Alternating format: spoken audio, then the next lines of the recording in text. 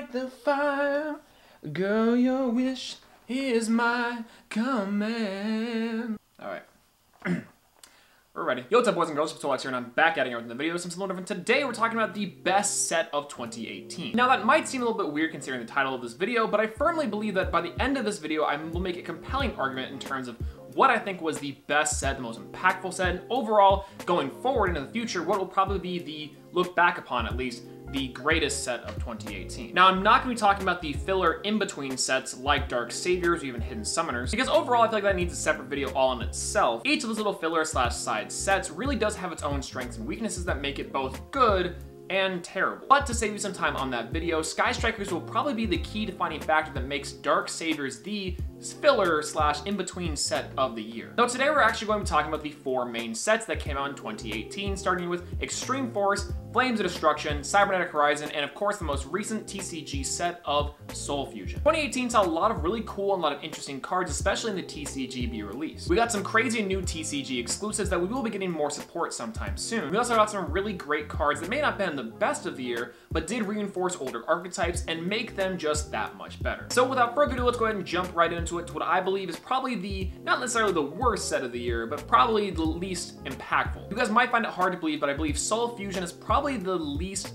important set of the year, and by extension and comparison, the most underwhelming set. This might be hard to believe because this was the debut set of cards in powerhouses like Thunder Dragons. We got some great common cards like Dino Wrestler Pankratops, and also we got the Danger cards, which are, of course, adorable. The OCG import of this one, Fright for Patchwork, did give Fluffles a necessary boost that they have been desperately needing for years now. And also we got cards like Salamangreat, which of course you guys know will have a structure deck sometime soon that potentially will make this deck really good. And while this all sounds really great, overall I definitely feel like Soul Fusion is the weakest set of the year. Outside of those few cards and those key archetypes, Soul Fusion didn't really have a whole lot to offer. We did get some filler archetypes like Orcus, which did lend some backstory and some more lore to the World Legacy archetype. But outside of Thunder Dragons and maybe even the Danger cards, Soul Fusion was pretty just okay. I think it's a step in the right direction, but it's not necessarily the best way to end the year. In general, again, it's not the worst set of the year, but in terms and comparison to the other sets that came out, not the strongest. Moving on to number 3 that I think is potentially better than Soul Fusion, I'm going to be placing Cybernetic Horizon in this slot. Cybernetic Horizon came with some interesting choices. Of course, the link to attribute monsters like Wee Witch's Apprentice did come out inside of the set. We also got some pretty key support inside of the Cyber Dragon deck, which you guys know I love, in the form of Rev System, but also Cyber Dragon Beer. It also came with Hers and Zeger, Boral's Sword Dragon, and also the Crusadia monsters. And again, similar to Soul Fusion, while that all sounds pretty good, in general, I feel like this set is just not as impactful as the other two sets above it. It does have a lot of really strong cards, and of course the FTK was out this year that did utilize the Danger monsters, but this set was plagued with short prints. But other than Boral's Sword and maybe the Danger cards, everything else wasn't necessarily super integral to 2018. Overall, Cybernetic Horizon did flesh out certain archetypes. We were introduced to a crazy new TCG exclusive, and Boral's Sword Dragon is probably one of the most powerful Link monsters in the game. But like I said, at least to me, it wasn't necessarily enough to really impact the year. I personally really like the next set that we're going to be talking about, and that's Extreme Force. Yes, Extreme Force is going to be my number 2 slot in terms of the best sets of 2018. In addition to that, I might argue that it's probably the most important set, but we'll get to that in a later date. Inside the set of Extreme Force, we were introduced to cards like the Mech Knights, where actually we're a really interesting column mechanic based deck. It's a really splashable engine, the powerful monsters at its disposal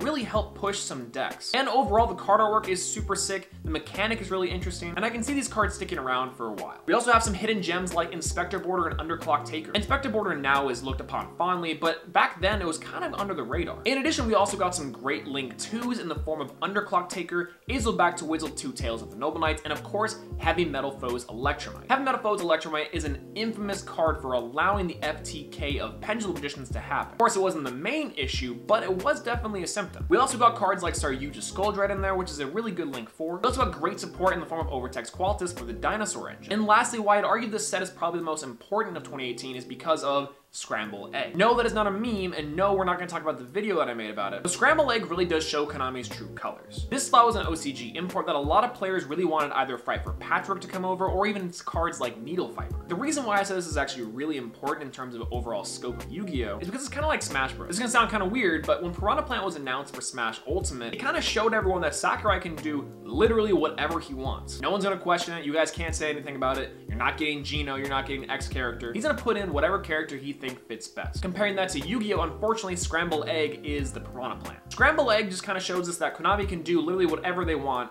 and we can't really do much about it, which is unfortunate. On the plus side, the card is delicious. And last but not least, I want to talk about the best set, the most impactful set, and probably looking back, it's going to be literally one of the most important Link Monster sets of 2018 and of all time. If you haven't guessed by now, that is going to be Flames of Destruction. Flames of Destruction, or Flawed, was released relatively earlier inside of the year after Extreme Force. It wasn't the first set to introduce Link monsters, that goes to Code of the Duelist, but it definitely released probably the most important toolbox engine inside of the Link era, and that's going to be the Nightmare engine. We got cards like Nightmare Phoenix, which is great spot removal for spell and trap cards, Nightmare Cerberus, which is great for monsters, Unicorn, which is a good spin card, of course Nightmare Griffin, which is an interesting stun card, and altogether it's pretty much solidified the set as one of the most important. Before this, Link monsters weren't necessarily used in the similar way that the Nightmares were. Decks like Extra Link, Gokis, and also the Warrior monsters were great in turboing out and really showing what Links can do. In addition to that, we got some key players in the term of Nightmare Ibli. We also got Ghost Bell and Haunted Mansion, which is a fantastic hand trap. We also got Octo Stretch and Bear Hugger, which are two key components inside of the Goki Extra Link strategy. We also got really important cards in the form of Red Reboot, Infinite Impermanence, Vampire Sucker, Called by the Grave, and also F.A. Dawn Dragster. All these cards on top of Unicorn, Goblin, Phoenix, Cerberus, Mermaid, and the rest of the Nightmare engine, and Flames of Destruction transformed the Link mechanic from just a gimmick to a fully fledged mechanic and toolbox engine that a myriad of decks can use. And overall, this is pretty much just my opinion. I firmly believe that Flames of Destruction is the best set of 2018, then Extreme Force, then Cybernetic Horizon, and then Soul Fusion. Not to say that Cybernetic Horizon and Soul Fusion are bad sets by any means. We were introduced to really interesting cards, and overall, I'd say some of my favorites. But just in general, comparatively to sets like Extreme Force and Flames of Destruction,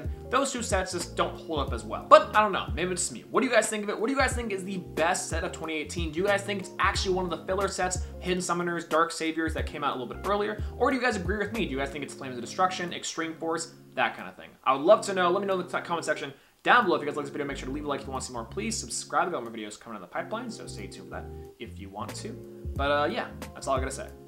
Peace out.